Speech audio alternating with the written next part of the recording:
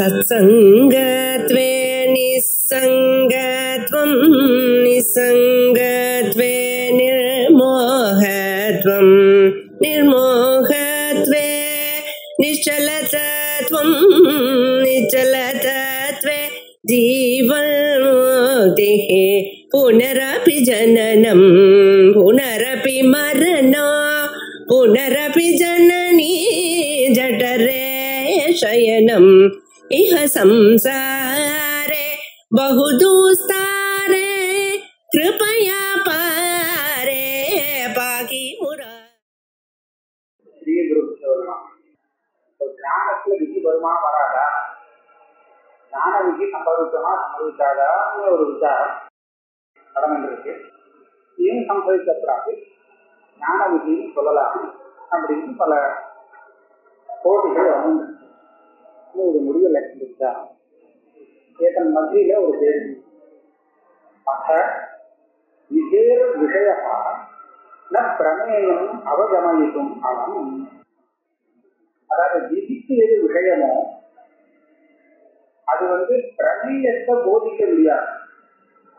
அதாவது எப்படி வச்சுக்கணும்னா, பரமாத்மா பகவத் அப்படின்னு சொன்னீங்கன்னா இதை நீங்க புரிஞ்சுக்கிறேன்.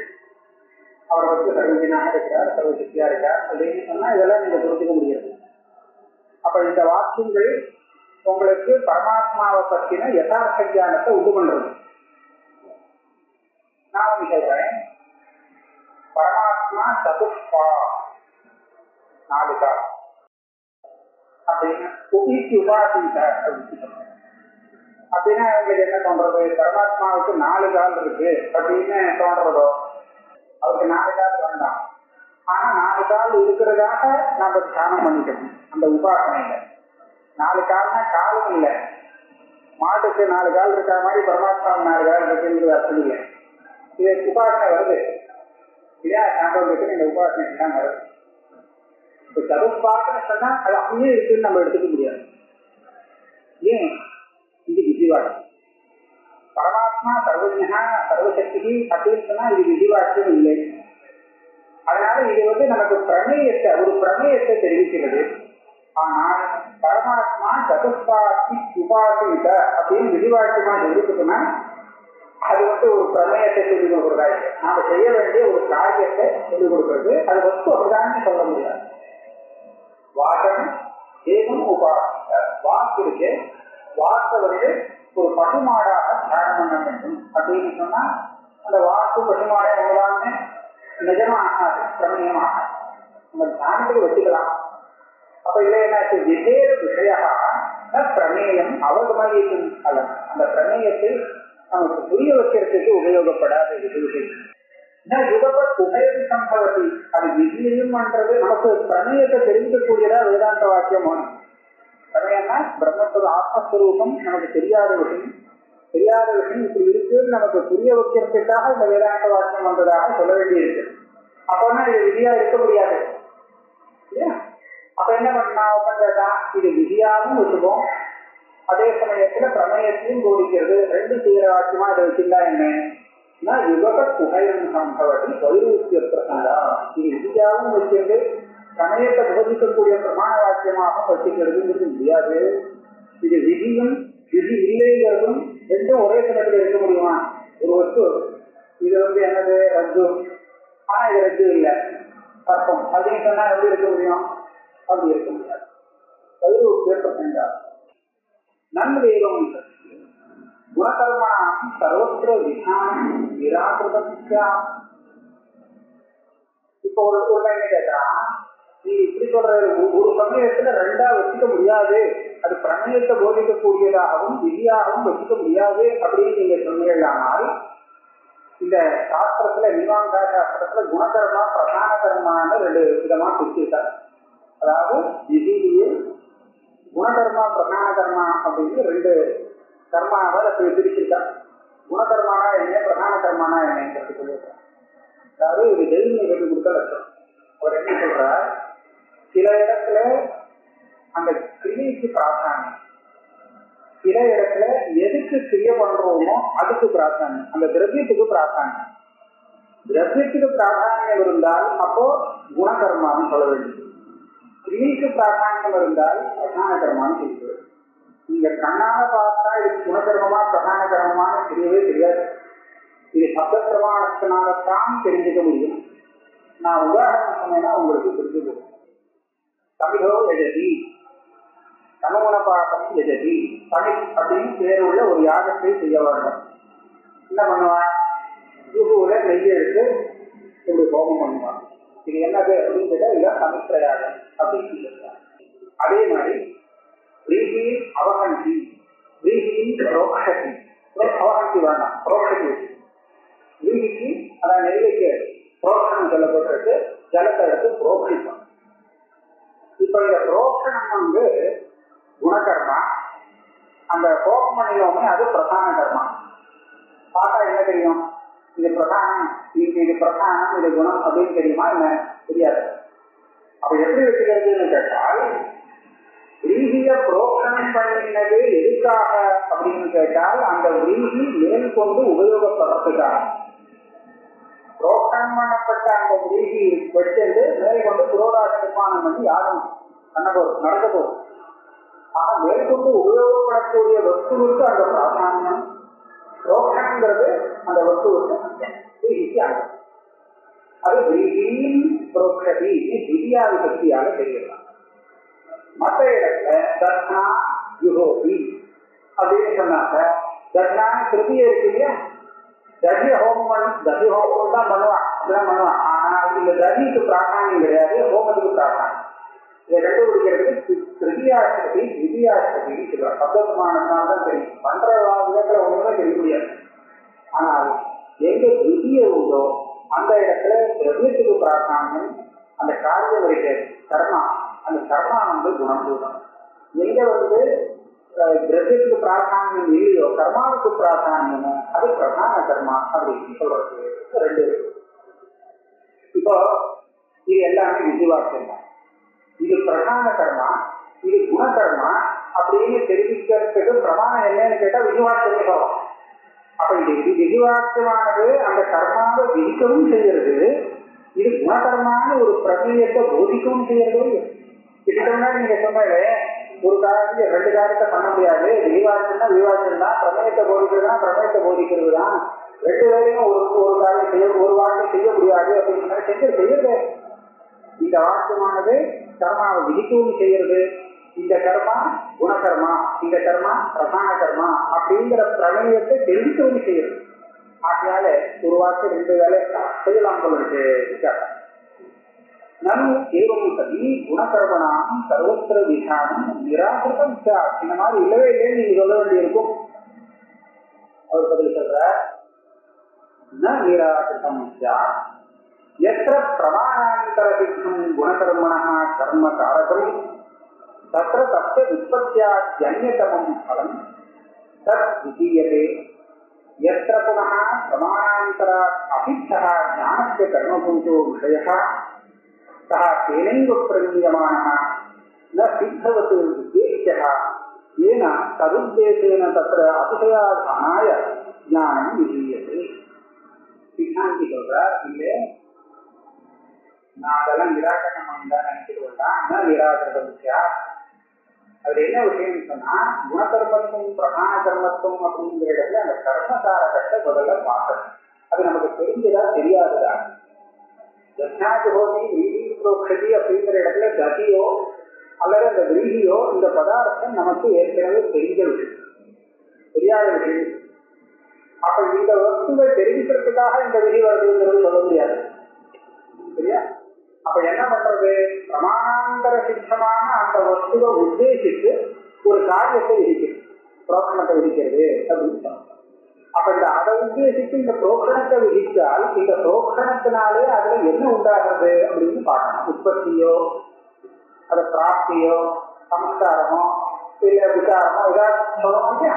அப்படி சொல்லும் போது அதுல சம்ஸ்காரங்கிறதுலாம் முக்கியமா இருக்கு. வரிசையா பார்ப்போம், இந்த உற்பத்தி வருமா எல்லாம் இருக்க ஏற்கனவே இருக்கும் போது உற்பத்தி சொல்ல முடியாது. பிராப்தி இருக்கவே இருக்கு, கடைசி ஏற்கனவே, அதனால பிராப்தி இல்லை. அதனால கடைசியில சம்ஸ்காரம் சம்ஸ்காரம்னு சொல்லுவாங்க. அந்த சம்ஸ்காரம் பண்ணப்பட்ட அந்த பதார்த்தத்துக்கு மறுபடியும் மேல் கொண்டு வரும். இதெல்லாம் நாம வெறும் அந்த சப்தத்திலேருந்தே தெரிஞ்சுக்கணுங்கிறது கிடையாது. இது பிரமாணாந்தர சித்தம். அதனாலதான் நம்ம பிரமாணாந்தரத்தை உபயோகப்படுத்தி எந்த இடத்துல அப்படி ஒரு சம்ஸ்காரம் வர முடியாதுன்னு நமக்கு தெரிஞ்சு போகுதோ அப்பேற்பட்ட இடத்துல திருப்பியில சொல்லப்பட்ட விபக்தியை கூட மாற்றி வச்சுக்கிறோம். அது எப்படின்னு சொன்னா சத்தூன் விரோதின்னு சொல்லிருக்கு. சத்தூன் விரோதி என்ன ஒரே மாதிரி தெரியாது.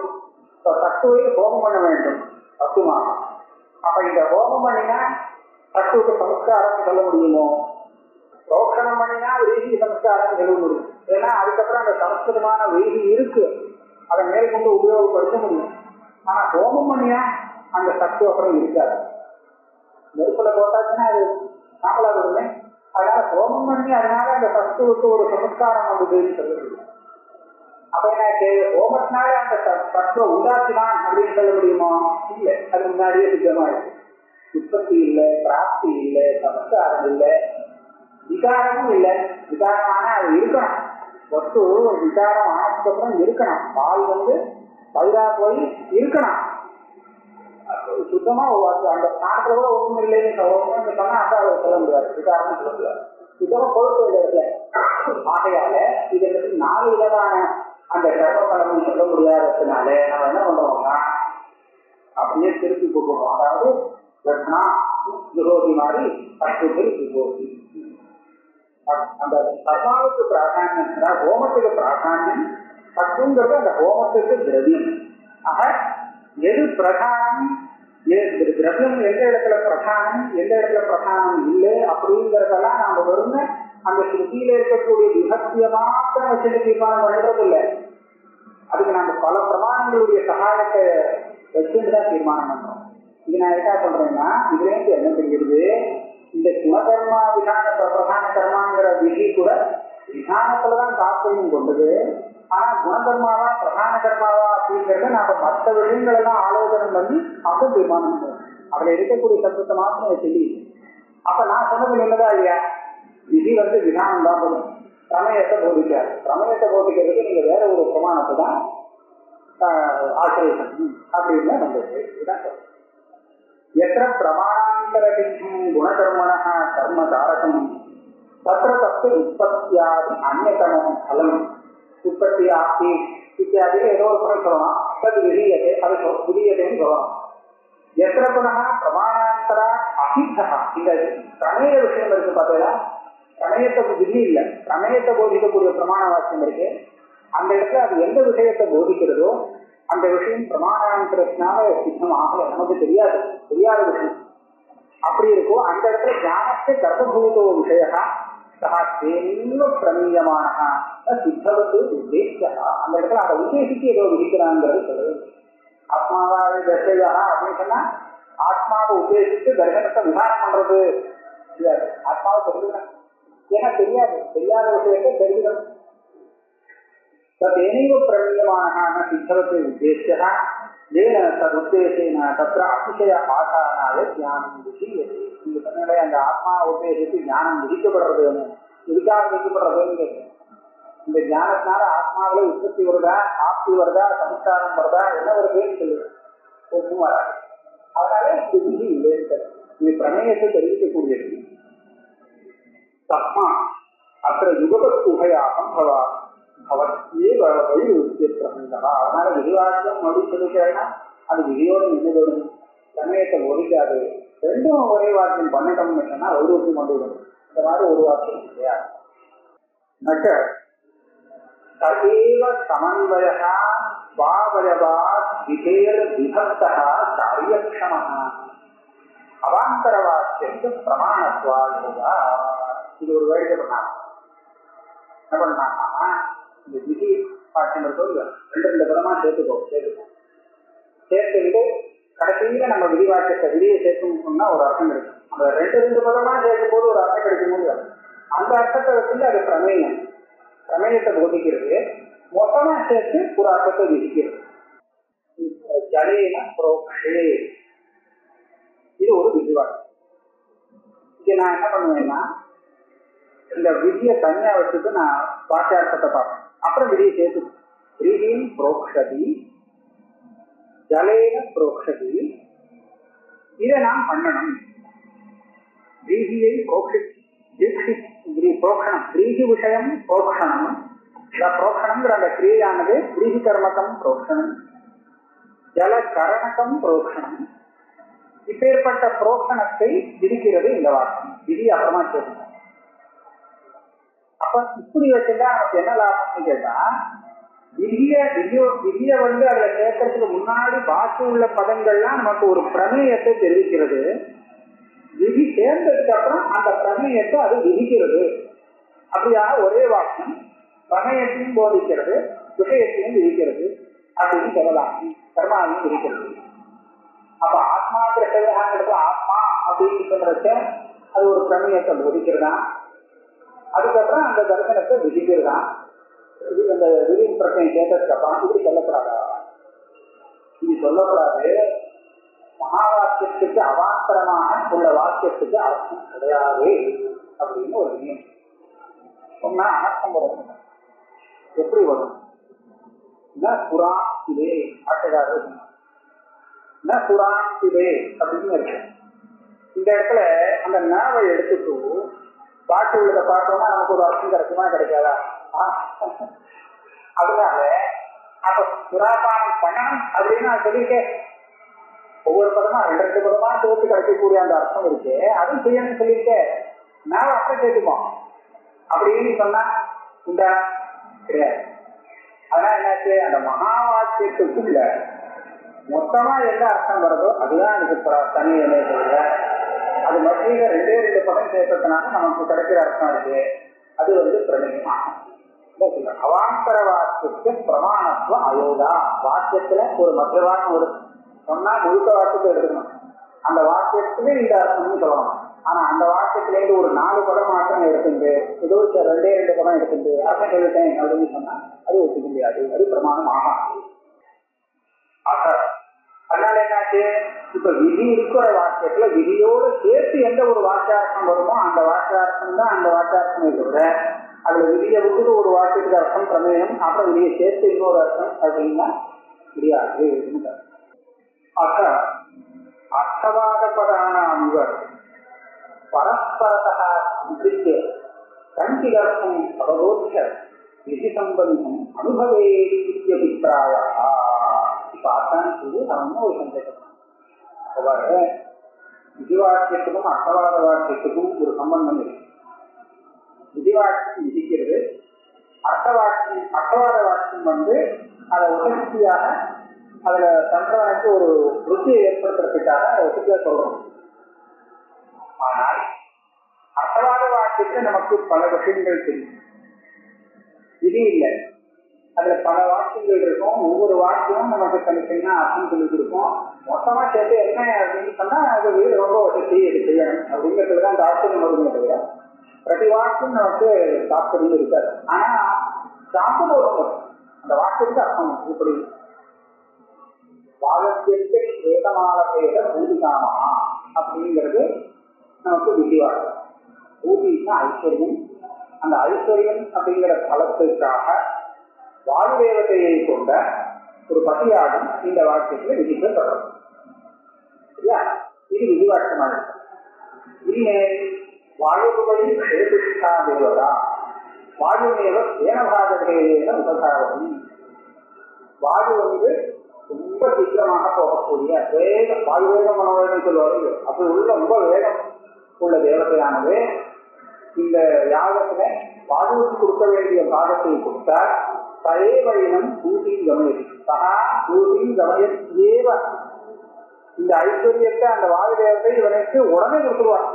ரொம்ப சீக்கிரம் வேலை செய்வார், வேகம் ஜாஸ்தி. அதனால சாப்பிட்டு வேண்டாம், உடனே கிடைக்கும் அப்படின்னு சொன்னா இவனுக்கு ஓ அப்படின்னா அடுத்த ஜென்மாவில் கிடைக்கும்னு சொன்னா அவருக்கு உற்சாகம் இருக்காரு.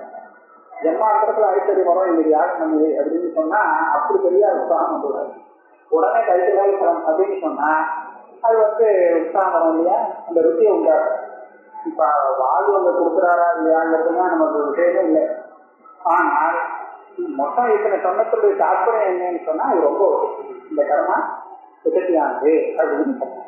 அப்ப இந்த இடத்துல என்ன ஆச்சு, இந்த அர்த்தவாத வாக்கியங்கள்லாம் அந்த விதிவாக்கியத்தோடு சேர்ந்து ஏகவாக்கியமாக. ஆனா சேரத்துக்கு முன்னாடி அது தனித்தனியா அந்த வாக்கியங்களை எல்லாம் தனித்தனியா அர்த்தம் வருது அர்த்தவாத வாக்கியத்துல. ஆனா சேர்ந்ததுக்கு அப்புறம் இது ஒசத்தி பிரசஸ்தம் அப்படின்னு வாக்கியத்தோட நிறுவுது இல்லையா? அந்த மாதிரி நான் எடுத்து காமிக்கிறேன். அர்த்தவாத வாக்கியங்கள் முதல்ல ஒரு பிரமேயத்தை போதிச்சு போதிச்சதுக்கு அப்புறம் விதியோட சேர்ந்து ஏக வாக்கியமாச்சு. அப்ப ரெண்டு. அப்ப அதே மாதிரி இந்த விதிவாக்கியத்துல உள்ள விதிய விட்டு பாக்கி படங்கள் பிரமேயத்தை முதல்ல போதிக்கும். போதிச்சதுக்கு அப்புறம் விதியோட சேர்ந்து ஒரு அர்த்தத்தை போதிக்கலாமே. ஏன் அப்படி வச்சுக்கூடாது? ரெண்டு காரியம் செய்யட்டுமே இல்லையா? தர்சனத்தை ஆத்ம தர்சனத்தை வேதாந்தம் விதிக்கவும் செய்யறது, அதே சமயத்துல ஆத்மானா என்ன அப்படிங்கிறத போதிக்கவும் செய்யறது. ஆக ரெண்டு வேலையை செய்யலாங்க. ரெண்டு வேலையை கொடுக்கறதுக்கு நான் கொஞ்சம் நடுப்புறது கொஞ்சம் அதுக்கு ஒரு காலம் கொடுக்குறேன். விதியோட சேர்றதுக்கு முன்னாடி அது சொரூபத்தை போதிக்கிறது, போதிச்சதுக்கு அப்புறம் விதியோட சேர்ந்து விடுறது. எப்படின்னா அர்த்தவாதம் திருஷ்டாந்தம். அர்த்தவாதம் முதல்ல தன் வாக்குக்கு அர்த்தம் உதாரணமான அர்த்தத்தை சொன்னது. அதுக்கப்புறம் விதியோட சேரும் போது பிரசஸ்தம் அப்படின்னு சொல்லிட்டு மொத்தமா சேர்ந்து அப்படி சொல்லிருக்காரு. அர்த்தவாத பதானாமிவ பரஸ்பரதா சம்பிருத்திய கண்டிதர்த்தம் அவபோத்திய விதி சம்பந்தம் அனுபவேதி அபிப்பிராயா ததபதி சொன்னது கரெக்ட். அதாவது அப்படின்னா அர்த்தவாத விஷயத்துல நீ சொன்னது கரெக்ட். ஆனா இந்த வேதாந்தத்துல நீ விஷயத்துல சொன்னது இருக்கு அது சரி. யுக்தம் அர்த்தவாத பதானி ஸ்வார்த்த பல ரசிதானி தத்திர பரிவசான அபாவா பலவதங்கதான அசமீரம். திருஷ்டாந்தம் கரெக்டு, தார்த்தாந்திகம் அதுக்கு ஒத்து வரல அப்படின்னு சொல்லப்படுற. திருஷ்டாந்தம் எப்படி கரெக்டு? நான் கேட்கப்படுறதுல அர்த்தவாத வாக்கியத்துல வாயு வேகமாக ஓடக்கூடிய தேவதை அப்படின்னு சொன்னது. இதெல்லாம் ஏன் தாற்பயம் இல்லைன்னு விட்டது? ஏன் விடணும்? வாயு இந்த யாகத்தை பண்றவனுக்கு ரொம்ப சீக்கிரமா பணத்தை கொடுக்கும் அப்படின்னு சொன்னால் அதையே விடணும். சமயத்தை ஒதுக்கிறது இல்லையா? அதை விட்டதுக்கு என்ன காரணம் அப்படின்னு கேட்டா நீங்க என்ன சொல்லணும்? இதை விடவே வேண்டாம். விதியோட அர்த்தவாதத்தை சேர்க்கவா வேண்டாம். இது தனியாவே எனக்கு தன்னுடைய வாக்கிய சம்பவத்தை உண்டாக்குதுன்னு விதிவாக்கியம் விதிச்சுருக்கு, கர்மா விதிச்சுருக்கு. அர்த்தவாத வாக்கியம் தனியா வேற விஷயங்கள்லாம் எடுத்து போதிக்கிறது. அப்படி சொல்லக்கூடாது. ஏன் இதோட சேர்த்து உடம்புங்கிறே அப்படின்னு கேட்டால் என்ன சொல்லணும்? வார்த்த பல ரசிதானி. வாயு ரொம்ப வேகமாக ஓடக்கூடிய தேவதை, வேகம் உள்ள தேவதை. இது தெரிஞ்ச விஷயம். இது எதுக்கா சொன்னது இங்க அப்படின்னு தெரியுது. இங்க சொன்னதுக்கு என்ன பலம்? வேத வாக்கியத்துல பாத்தியா அப்படிங்கிற விதிவாக்கியத்தினாலே சம்பூர்ணமாக வேதத்தை அத்தியனம் பண்ணிக்கிட்டு அந்த வேத வாக்கியம் எல்லாமே இவனுக்கு பலவத்தான ஒரு அர்த்தத்தை போதிக்கக்கூடியது அப்படின்னு அந்த விதிவாக்கியம் தெரிவிக்கிறான். பலமுள்ள பிரயோஜனமுள்ள விஷயத்தை தான் போதிக்கணும். அதாவது இவனுக்கு தெரியாத இவனுக்கு பிரயோஜனப்படக்கூடிய அப்பேற்பட்ட ஒரு விஷயத்தை போதிக்கணும். வாழ் வேதமுள்ள தேவதை அப்படின்னு நான் ஒரு அர்த்தம் சொன்னேன்னா இதனால இவருக்கு ஒன்றும் லாபம் இல்லையா? அப்போ யதார்த்தமான சுவார்த்தத்தை சொன்னால் அதுக்கு அந்த சுவார்த்தாங்கிற அத்தியன விதியால பிரயோஜனம் உள்ள ஒரு அர்த்தத்தை போதிக்கணும்னு சொன்ன அம்சம் இருக்கு. அது கிடைக்க மாட்டேங்குது. அப்ப என்ன பண்ணணும்? பரிவசானம் வரல. எதுக்கா சொன்னது, எதுக்காக சொல்றது அப்படின்னு ஒரு கேள்வி வந்து உடனே என்ன சொல்லணும்? ஓ, இந்த வாயு தேவதையாக கொண்ட ஒரு கர்மா விதிக்கப்படுறது இந்த விதியை வசதியா சொல்றதுக்காக இதெல்லாம் சொல்லுது அப்படின்னு சொல்ல வேண்டிய இருக்கு. அப்ப என்னாச்சு? பலவத்தன்மைகள் அகலம் கடங்கம்னு ஒரு இந்த விதிக்கு பலன் சொல்லியிருக்கு. பூதிகாமா ஐஸ்வர்யம் பலன் சொல்லு. அதுக்கு சமீபத்துல இந்த வாக்கியங்கள் என்ன பலன்னு தெரியாம இருக்கிறது. எப்படி? அப்ப என்னாச்சு? பலவத்தன்மைகளோ அகலம் கடங்கம்.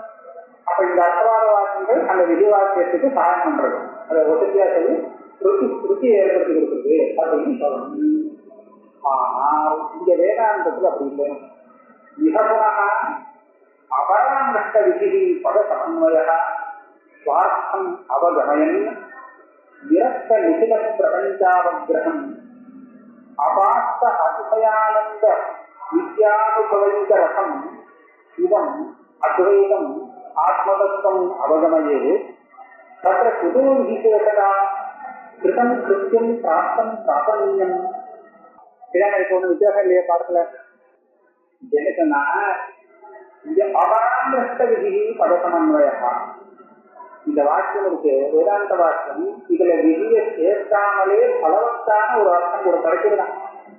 நம்ம இது வாக்கியத்துக்கு பலவத்தம் இருக்கா இல்லையான்னு பார்க்கலாம். அது சொல்லிக் கொடுத்த விஷயம் பலவத்தாக பிரயோஜனம் உள்ளதாக இருந்தாலும் அப்ப அதை நாம இன்னொரு அர்த்தத்தை கொண்டு போக வேண்டாம். அங்க அர்த்தவாத வாக்கியம் சொன்ன விஷயத்தை அப்படியே எடுக்கின்றோமானால் பிரயோஜனம் தெரியல. அதனால விதிக்கு சேஷமாக அதை அங்கே அறிந்தோம். ஆனா வேதாந்த வாக்கியத்துல அடுத்தது இருக்கக்கூடிய விஷயம் இருக்கு. அது தெரிஞ்சாலே நம்மளோட அஜ்ஞானம் போகுதுங்கிற ஒரு பலம் எடுக்கிறதுனால, தெரியாத விஷயத்தை போதிக்கிறதுனால அதுவே பலம். பிரமாணத்தினுடைய பலம் என்னன்னு கேட்டா அபோத நிவர்த்தி. அந்த விஷயத்தை நமக்கு அஜ்ஞானம் போச்சு, ஞானம் பிறந்தது, அதுதான் அதனுடைய பிரயோஜனம். பிரமாணத்தினுடைய பிரயோஜனம் அதுதான். இப்ப இங்கே பார்த்தீங்கன்னா அபராதிருஷ்ட விதி, விதியோட சம்பந்தம் ஏற்படாமல் அத சமன்வயா அந்த உள்ள பதங்களுக்கு அன்வயம் பண்ணிட்டாங்க. பார்த்தோமானால் வார்த்தம் அவகமயன், அது ஒரு அர்த்தத்தை போதிக்கிறது. எப்பேற்பட்ட அர்த்தத்தை போதிக்கிறது? நிரஸ்த நிசித பிரபஞ்ச அவகிரகம். பிரபஞ்சம், சமஸ்த பிரபஞ்சம், பிரபஞ்சத்தினுடைய அவகிரகம்னா பந்தம். இந்த எந்த பிரபஞ்ச பந்தமும் இல்லாத அபாஸ்தாதிசய ஆனந்த நித்யானுபவ விக்கிரகம். இதுக்கு மேல பெரிய ஆனந்தம் கிடையாது, அதிகமான ஆனந்தம் கிடையாது அப்படின்னு சொல்லக்கூடிய அவ்வளவு பெரிய ஆனந்த சைத்தன்ய ஸ்வரூபமான நித்திய அனுபவ ஸ்வரூபமா இருக்கக்கூடிய ஒரு வஸ்துவ சிவம். அப்பேற்பட்ட சிவஸ்வரூபத்தை அத்வைதம் ஆத்மதத்துவம் அவகமையே இது அவகமனம் பண்றது. அதாவது புரிய வச்சு என்னாச்சு, இது தெரியாத விஷயம் போதிச்சு.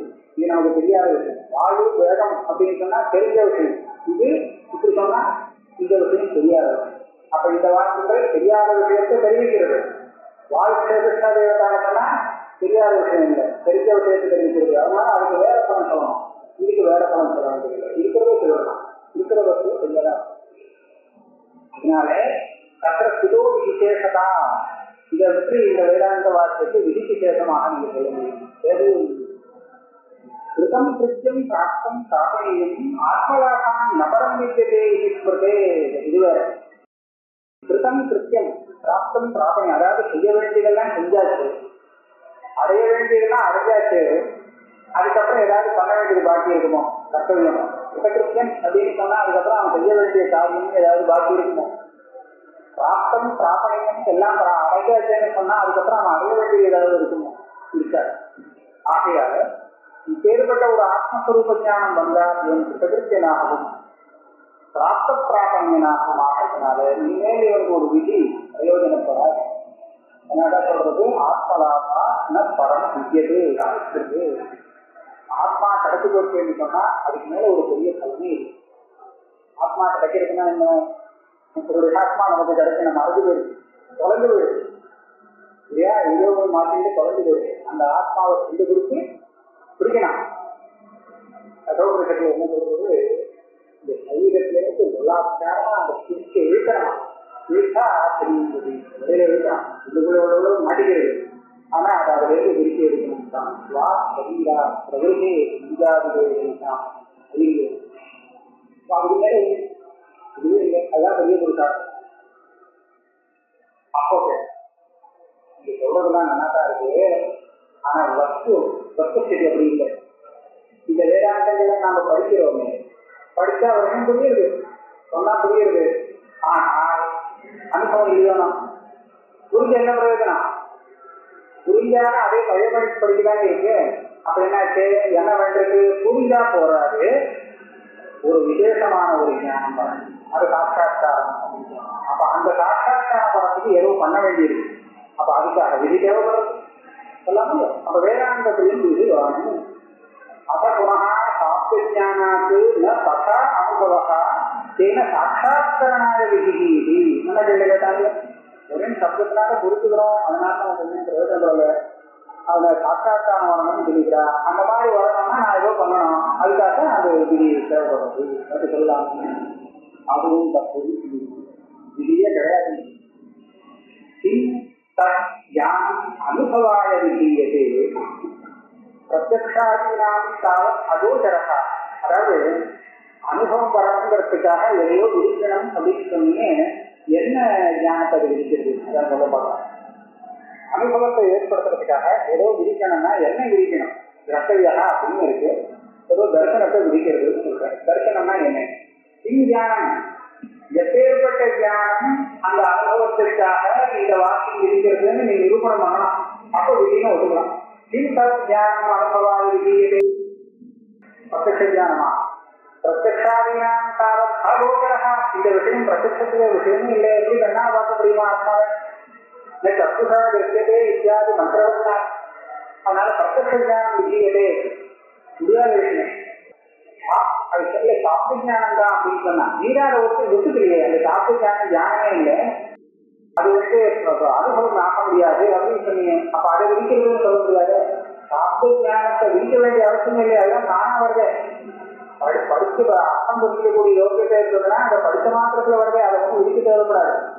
அதனால சாப்பிட்டு ஞானத்தை நேரத்தை சொல்லலாம்.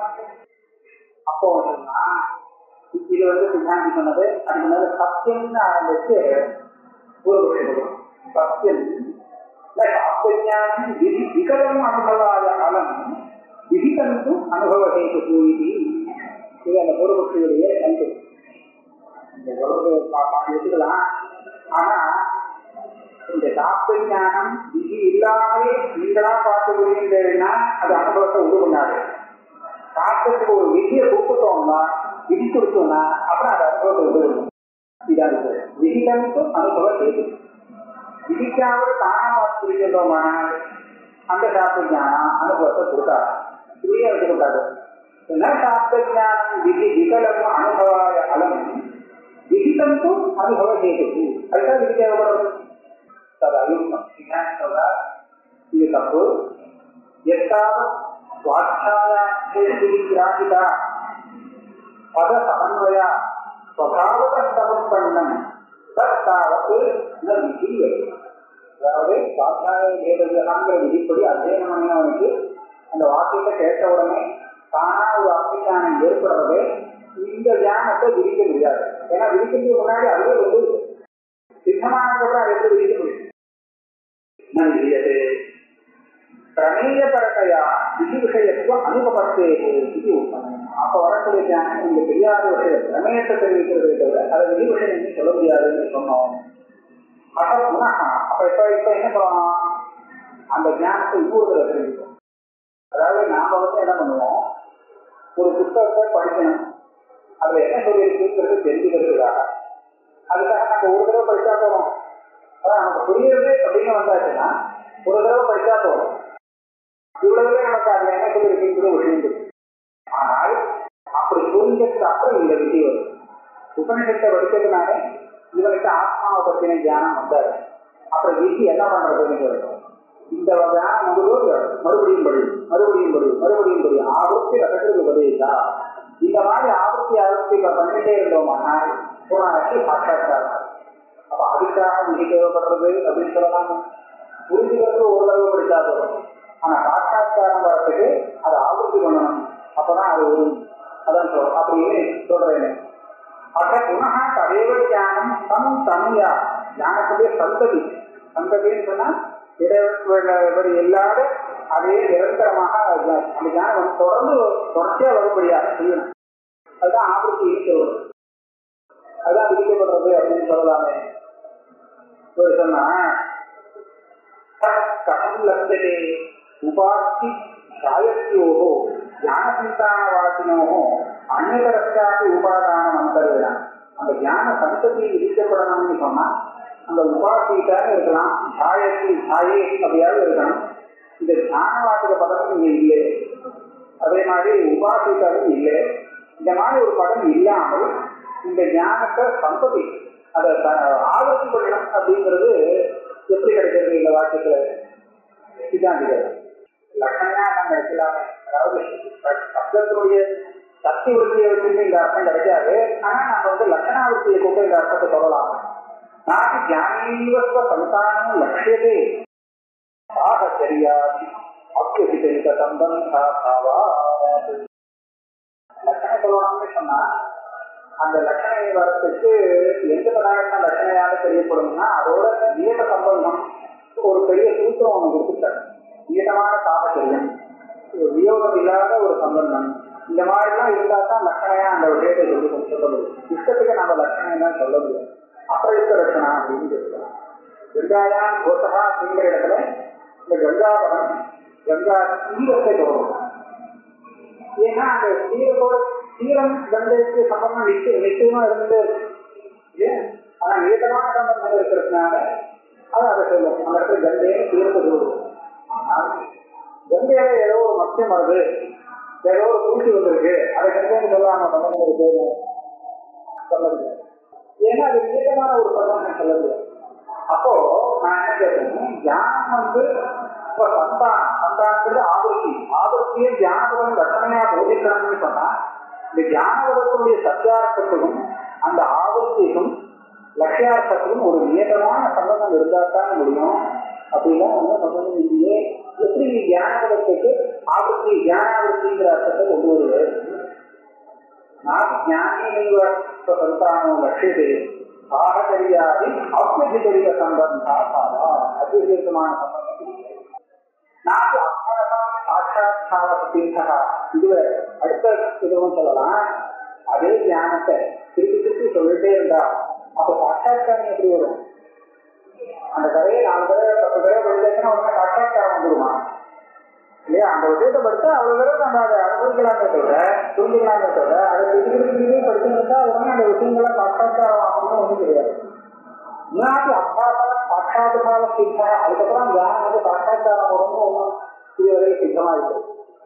அப்படி வரும்னு திருப்பி சொல்லி இருந்தா உடனே பண்ணலாம் அப்படின்னு சொல்லல. நாட்டு சொல்லியது ஏன்னா ததுதேசேனா தியான சந்தானா விஜயது விஜயேதா அர்த்தமா இந்த விஜயேதாங்கிறதுக்கு அப்புறம் அந்த இடத்துல இது